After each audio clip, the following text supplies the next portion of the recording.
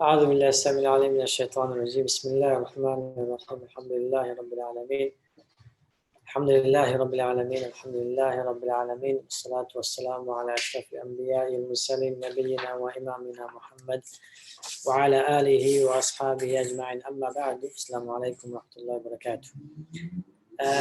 Last lesson we spoke about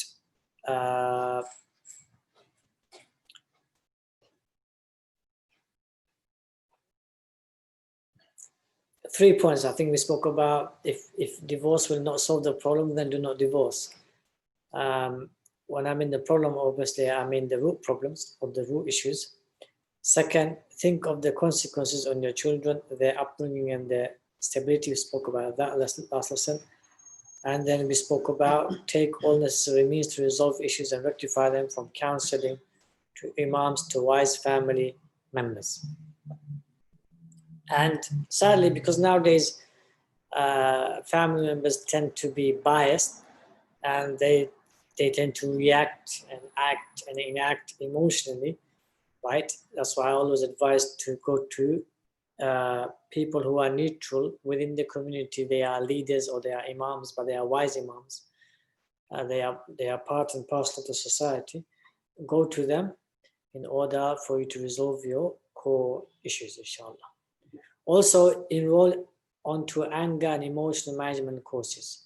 There are courses out there where you can practically go and solve your issues of mood swings, frustrations, anger, even trauma.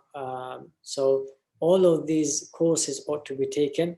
Sadly, Muslims are lagging behind when it comes to these types of courses and really in an engaging way solving and helping families, husbands and wives, and also children.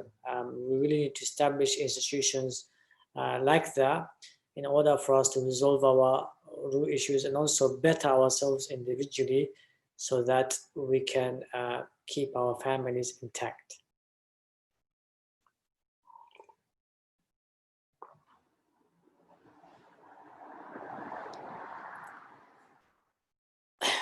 Invest in emotional intelligence. Now, this is a huge issue.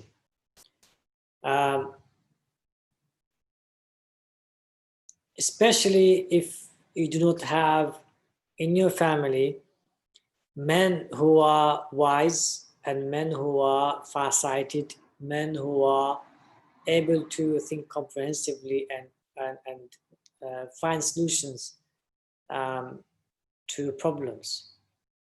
Men who are principled, who have values, who have morals, who are comprehensive in their thinking, right? Nowadays, a lot of men they don't have that. But if you do have, then you're one of the lucky few families that ought to learn from those men in your household. Yeah, and appreciate them in order for you to be like them and then be able to judge like them and solve problems like them.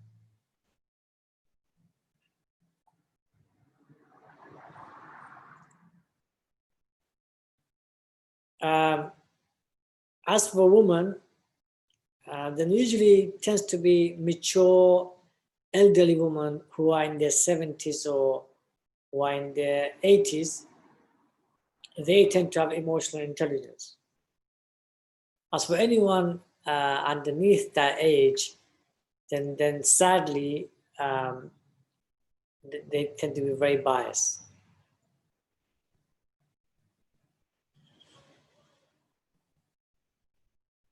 It's very rare, in my experience of families, different families, and counseling and going to families' houses to solve the issues.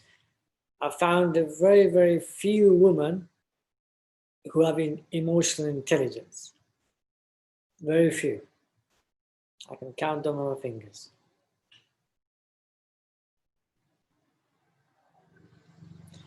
So, but I have found some women who are emotionally intelligent, and they are usually older women. They're usually around the 70s, 80s, even 90s.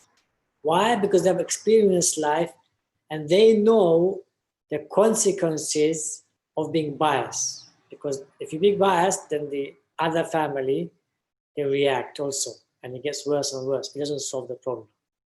So you see that those who are old women who have experienced, they always find ways, yeah, to solve the problem and rectify it. They go to the bottom of the issue, even if it means that they give in and they give up their own interests of their own daughter or of their own son or of their grandson or granddaughter. You hear wise words from them.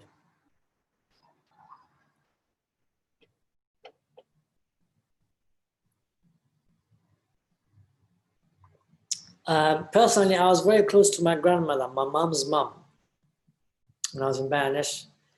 I stayed with her for 3 years. SubhanAllah, she died in her, I think near enough around when she was 100 or maybe above that. And the amount of wisdom she had was unbelievable. She's the wisest woman I met in my entire life as a woman, right? And you could see that in my young age, I would get frustrated, I would get angry, things are not going my way. And some of the things that she used to do without even speaking, she would do, it would solve the problem.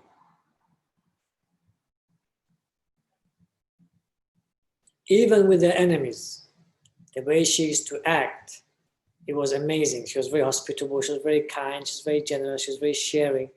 And I would not understand why that she would do that. And eventually I realized that she would do that in order for her not to be harmed and for myself not to be harmed more. So she will mitigate the harm by being nice and kind and generous and share everything that she had with even her enemies and even our enemies.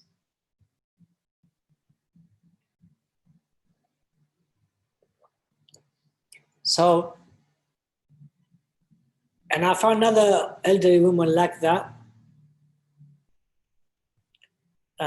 She used to tell her son off, and she was very just. Like she would say, if something happens between you and your wife, right? You deal with it. You don't come and tell me. And she's also around her around 70s. She's not from my immediate family. She's a relative.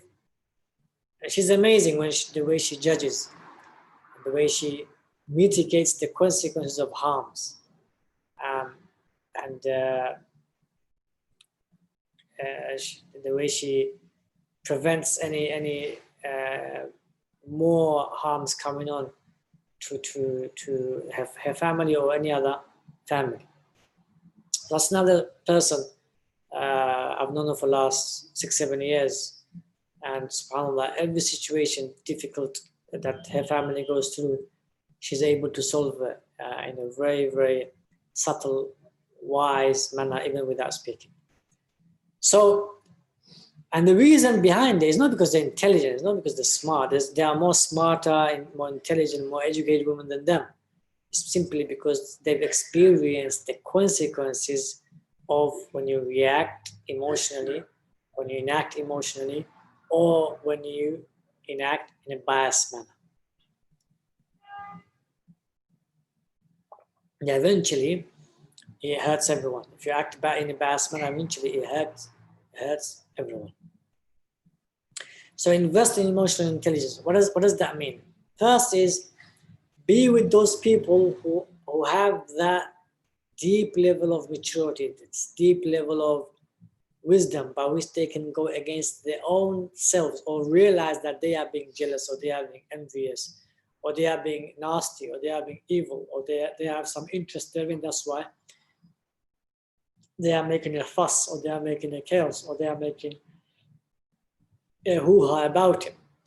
So it's for you to be able to account yourself in a very, very comprehensive, very critical, very at the soul level. You are able to, right, account yourself. So if you find someone like that in your family, man or woman, right, be around them and learn from them, because they are the ones who keep family intact, and they are the ones who build your inner soul and in your inner heart and mind, and also they develop you internally and make you strong and steadfast. Second way to invest in your emotional intelligence is for you to go out in the society and find people like that. The more you go out in society and the more you find people like that, spend time with them, you travel with them, do business with them, you learn and develop from them. And the more you discipline your nafs, your desires and your whims and your self-interest things, the more you discipline it, the more you will also become emotionally intelligent. And third, go to courses that talk about emotional intelligence and tells you about how you can practically become someone better and greater and loftier.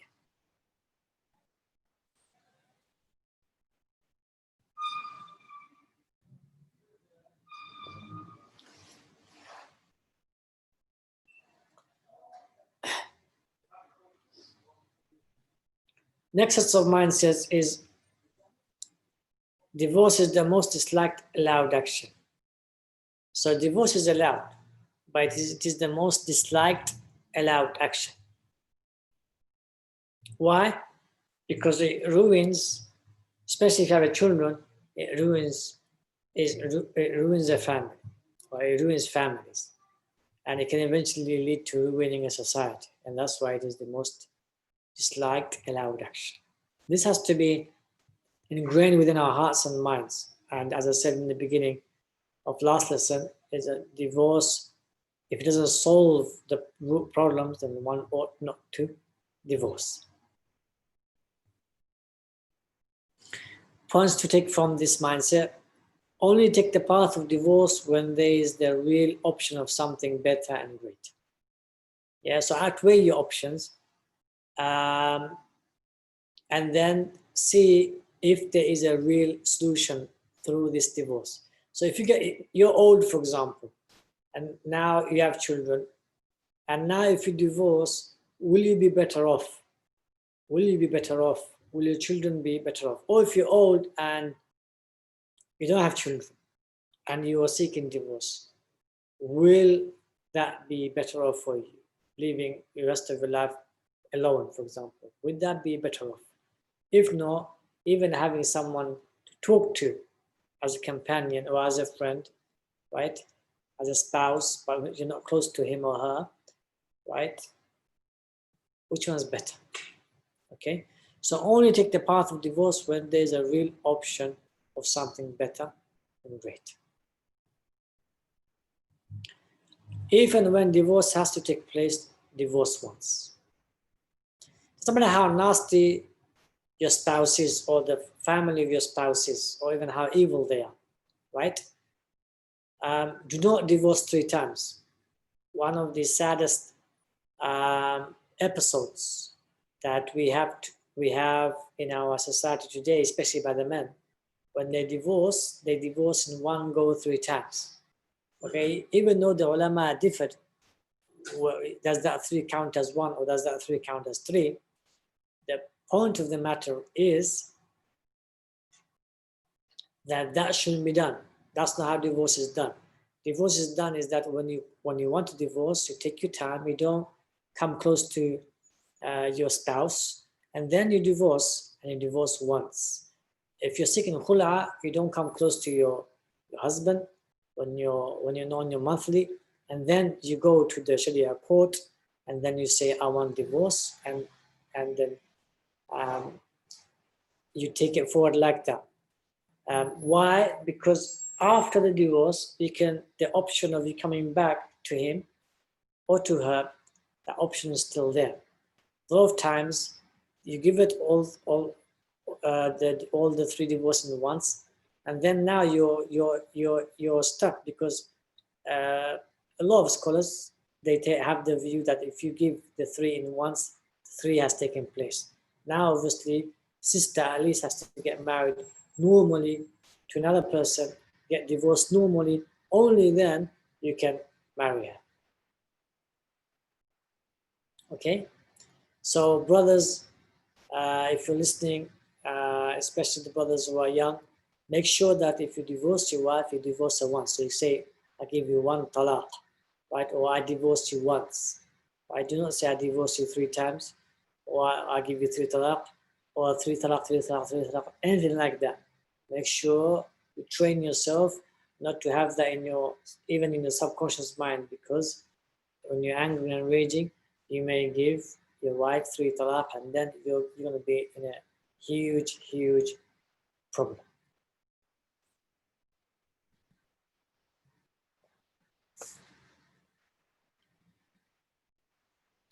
Once the divorce has taken place, mention the good things of each other to people and try to forgive and forget. Alas, once divorce has taken place, and if you do not want to return back to him or her, then there is no need to, even if it's the truths and facts, there is no need to spread their negatives. Why? Because she or he will not hurt you anymore. She or he will not hurt you anymore or harm you anymore, because you've divorced. So move on. Try to, if you can't forgive, try to forget and move on. If you can forgive and forget and move on, then that's better. That is better, because you will not be drained emotionally, psychologically, mentally, and also physically. And then you can also give time to your next wife or your next husband. Here, I had a few questions coming this week.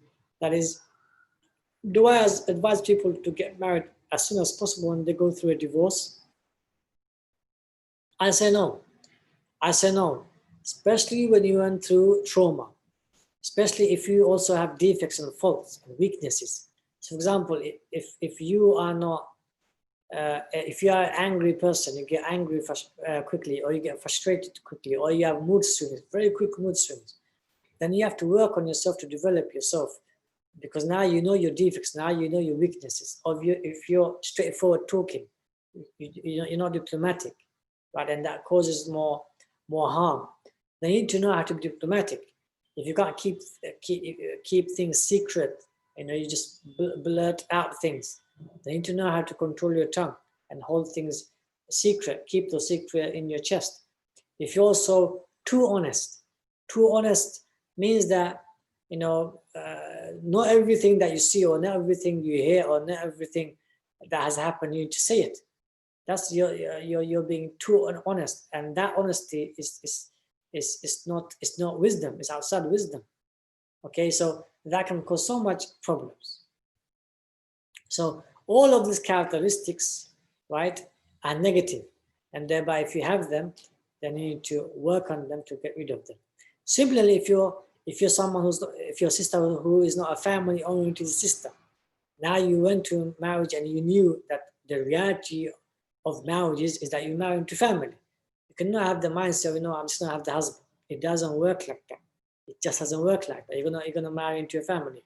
So you have to have in your heart, in your mind, the interests of the father-in-law, the mother-in-law, the sister-in-law, the brother-in-law, and the rest of the families, the relatives, and so forth. All of these, the neighbors, all of these are part of the family and society. And thereby, if you don't have that mindset, then it can be heavy as a mountain, and it can be very traumatic. So then you sister have to work on understanding the families, and also understanding societies, how society works. Society doesn't work just by a husband and wife. It simply doesn't work like that. You have to have neighbors, you have to have friends, you have to have families, and that's how society works. So if you just have the mindset of husband and wife, it just doesn't work like that. Okay, so you have to work on your understanding of society, and then also the character. Your heart has to be welcoming to guests. Your heart has to be welcome to neighbors. Your heart has to be welcome to families and also relatives. So all of these, also friends, his friends, He will not go spending time with you 24 hours. He'll go out about with his friends. So you have to have the heart that he will have friends, same just like you will have friends, and so forth. So all of this has to be taken into consideration, and then you have to grow your heart and grow your mind, and then discipline your character accordingly. Then get married. After you think you're ready now, where you have controlled your and disciplined your anger and rage and maybe your mood swings, the man specifically, and woman, same thing. You've become more socially aware. You're more mature. You've grown out of your emotional sort of narrowness. Just you and your husband. You've gone beyond that. You can show care and love towards neighbors, companions, families, relatives. Then obviously we say get married as soon as possible.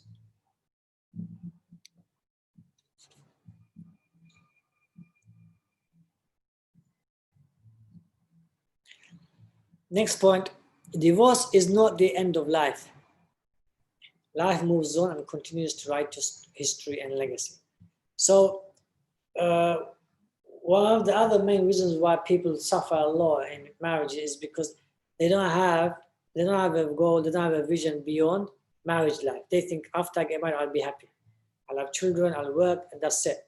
But the reality, the way Allah subhanahu has made us, is that we want more, and that more is a goal and a vision and a mission and purpose in life.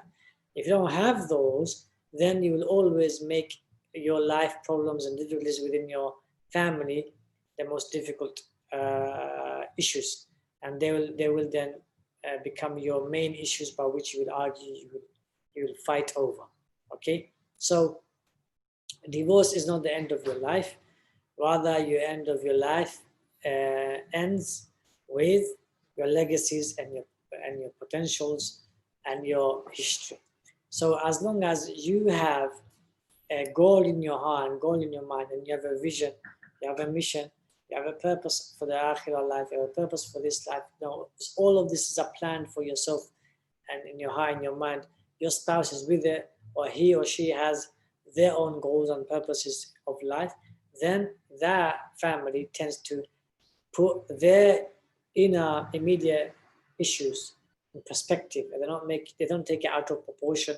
They don't make it huge, right? And what preoccupies the heart and the mind is the goal they have, is the vision and mission and the purpose of akhirah which they have in the heart and the mind. That then takes them forward towards being more understanding spouse, being more comprehensive spouse, being more priority spouse, being more disciplined spouse, being more family oriented spouse, and so forth and so on. Okay, so no, divorce is not the end of your life. Divorce is not the end of your life. The end of your life is when you do not have a goal and a vision in life for this life, and also a purpose for the akhirah life. If you don't have it, that's the end of your life. That is the end of your life, not divorce.